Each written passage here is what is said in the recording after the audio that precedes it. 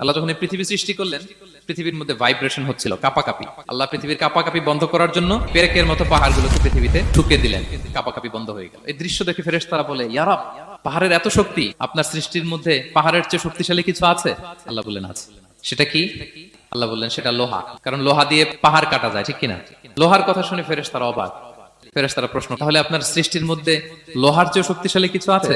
আল্লাহ বললেন আছে। কি সেটা? আন্নার, আগুন। কারণ আগুন লোহাকে কি করে? গলিয়ে ফেলে। ফেরেশতারা শুধু অবাকই হচ্ছে। ফেরেশতারা বলে, আগুনের চেয়ে শক্তিশালী কিছু আছে? আল্লাহ বলে আছে, আলমা, পানি।